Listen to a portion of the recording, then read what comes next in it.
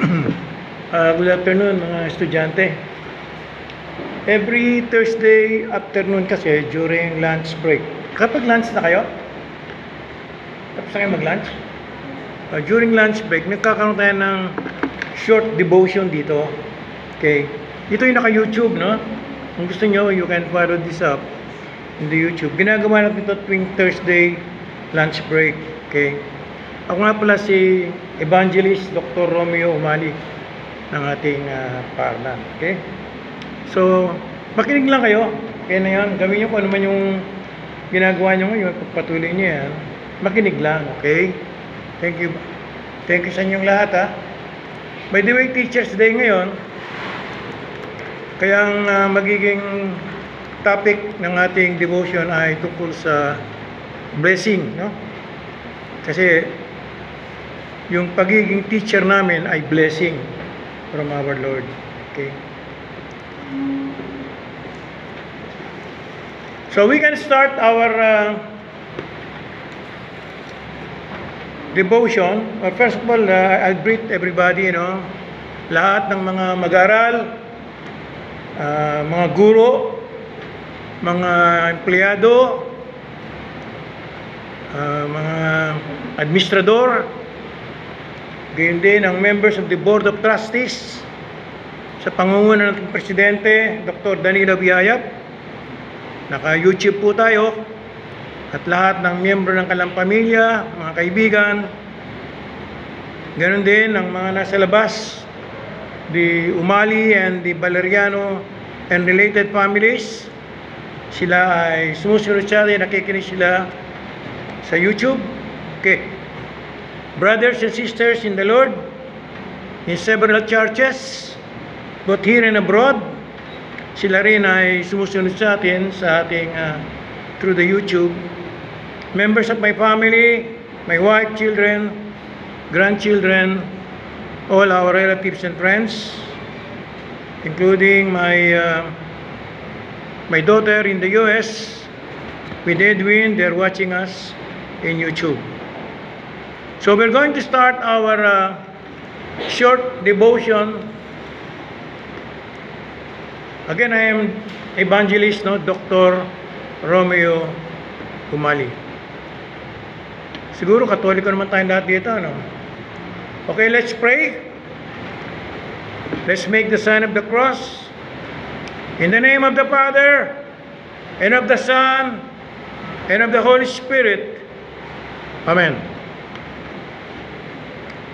Let the incense of our repentant prayer ascend before you, O Lord, and let your loving kindness descend on us, that with purified minds you may sing your praises with the church on earth and the whole heavenly host, and may glorify you forever and ever. Amen. In Jesus' name we pray. In many and various ways, God spoke to His people of old by the prophets. But now, in these last days, He has spoken to us by His Son, our Lord and Savior, Jesus Christ. Sa ating short meditation, nakukunin natin dito sa short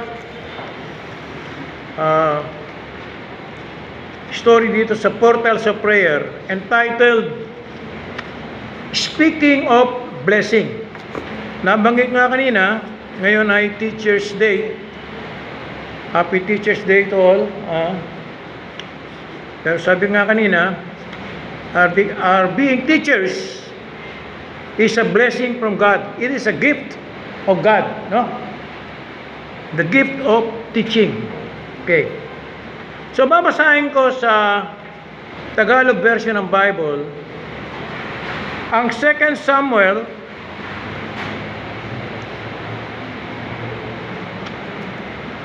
may Bible ba kayo dyan? 2 Samuel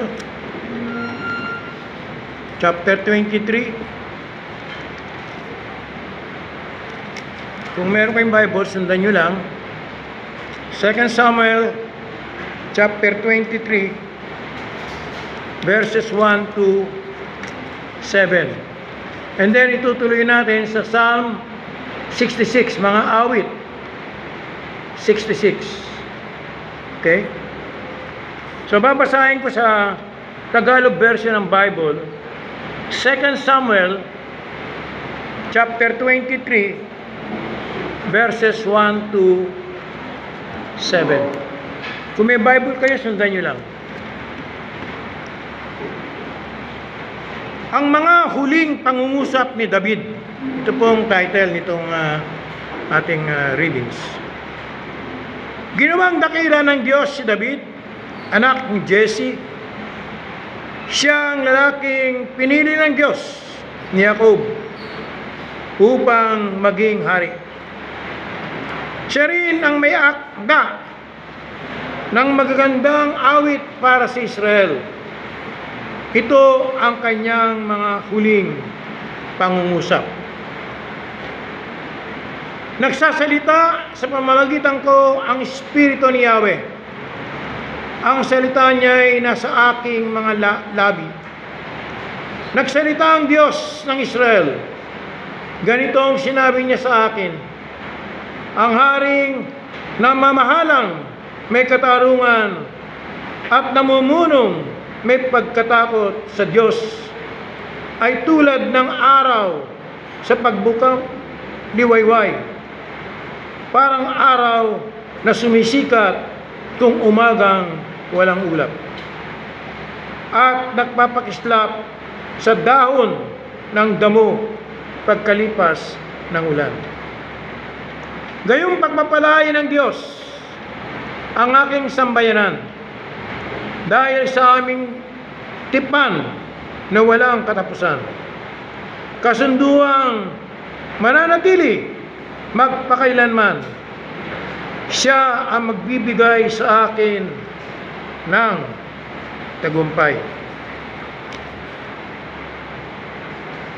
Tuloy po natin. Ang iyong handog kay Yahweh na iyong Diyos.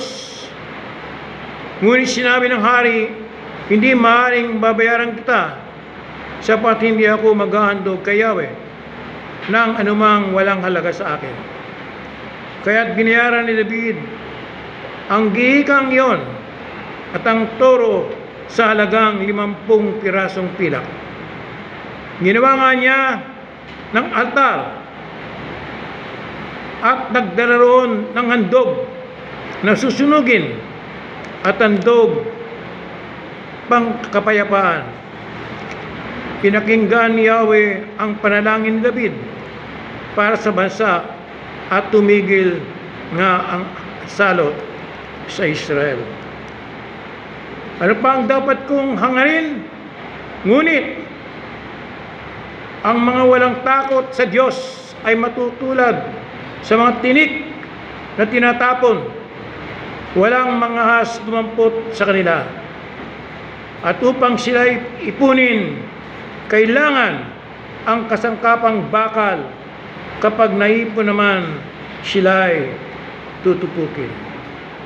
Yung pong ang mababasa sa 2 Samuel chapter 23. At babasahin ko rin sa inyo ang mga awit kabanatang 66. At ang pamagat nito ay awit ng pagpupuri at pasasalamat. Sumigaw sa galak ang mga nilalang at purihin ang Diyos na may kagalakan, wagas na papuri sa Kanya'y ibigay.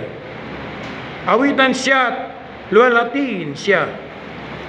Ito ang sabihin sa Diyos ng dakit na dakila: ang mga gawa mo ay kahanga-hanga. Yuyuko sa takot ang mga kaaway dahilan sa taglay mong kapangyarihan. Ang lahat sa lupa'y ika'y sinasamba. Awit ng papuri iyong kinakanta. Ang iyong pangalay pinupuri nila. Ang ginawa ng Diyos, lapit at pagmasdan, at kahangahangang ginawa sa tanan. Naging tuyong lupa kahit na karagatan, mga ninuno natin doon duman. Do'y naramdaman labis na kagalakan. Makapangyarihang hari kailanman, siya'y nagmamasid, magpakailanman. Kaya huwag magtatangkang sa kanya'y lumaban. Ang lahat ng bansa ay magpuri sa Diyos, iyong iparinig, papuring malugod.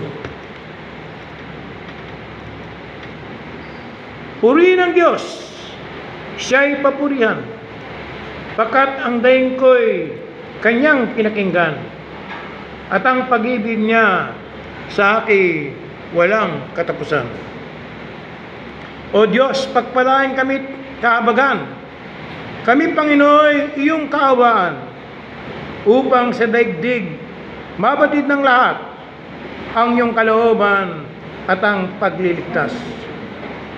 Purihin ka nawa ng lahat ng tao, purihin ka nila sa lahat ng dako. Naway purihin ka ng mga nilikha, pagkat matuwid kang humatol sa madla. Ikaw ang patnubay ng lahat ng bansa.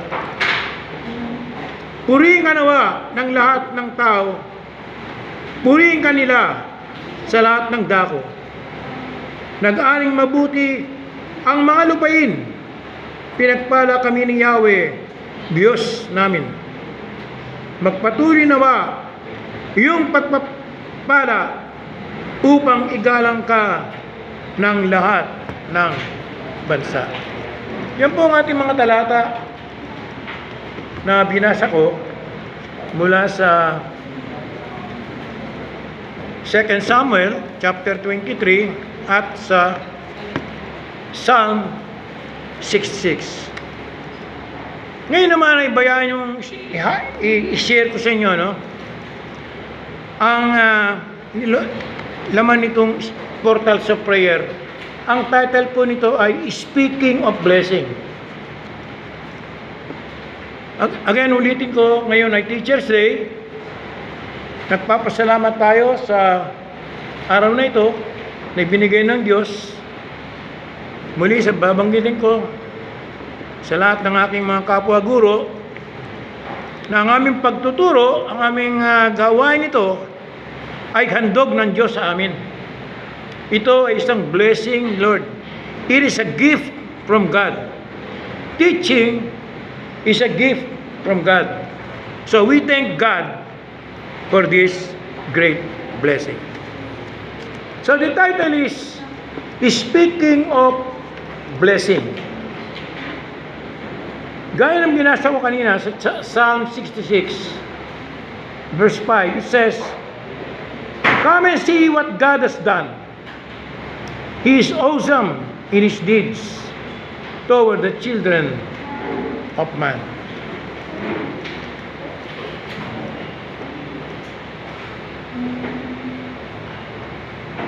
Sabi nito, I began to reflect that blessings did not necessarily involve great gifts, but rather an ability to see the hand of God in daily life. Maliwanag ba yun?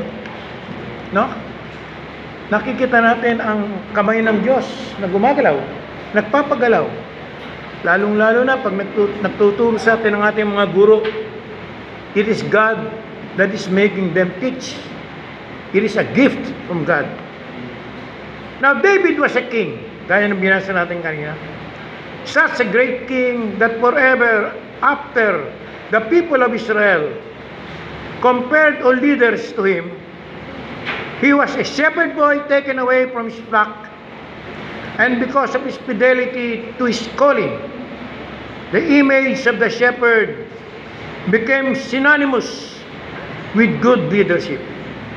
Ang ating mga guro, kung saan man sila kinuha ng Diyos, ay mga leaders natin sa ating mga pag-aaral. Tama? Good leadership ang ibinigay sa kanila ng ating Panginoon.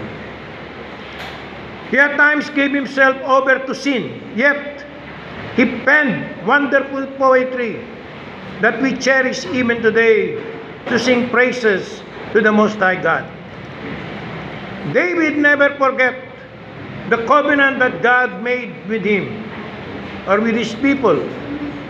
In his final words, David said, "The Spirit of the Lord speaks by me. His word is on my tongue." Like David, we're called to sing the glories of God's name openly, to witness to God gifts to us. So ang ating mga guro, they're sharing also the word of God. It is a gift from God. Teaching is not only a blessing, but it is a gift from God given to us, your teachers. So let us pray. God of the covenant, thank you for touching my life, our lives, with your gifts, the gift of teaching. In Jesus' name we pray. Amen. Let's all join in the Lord's Prayer. Our Father, who art in heaven, hallowed be thy name, thy kingdom come. Thy will be done on earth as it is in heaven. Give us this day our daily bread, and forgive us our trespasses, as we forgive those who trespass against us. And lead us not into temptation, but deliver us from evil. For thine is the kingdom, and the power, and the glory, forever and ever. Amen.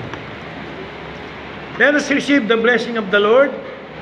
The Lord bless you and keep you. The Lord make His face shine on you and be gracious to you. The Lord look upon you with favor and give you peace. Thank you for listening. Maraming salamat sa inyo, sa inyong pakikinig. Pwede nyo rin sundan ito sa YouTube. Naka-YouTube po tayo. At sana sa mga susunod pa mga Webes ay magkita-kita din tayo dito during lunch break. Thank you very much. God bless you all. Okay?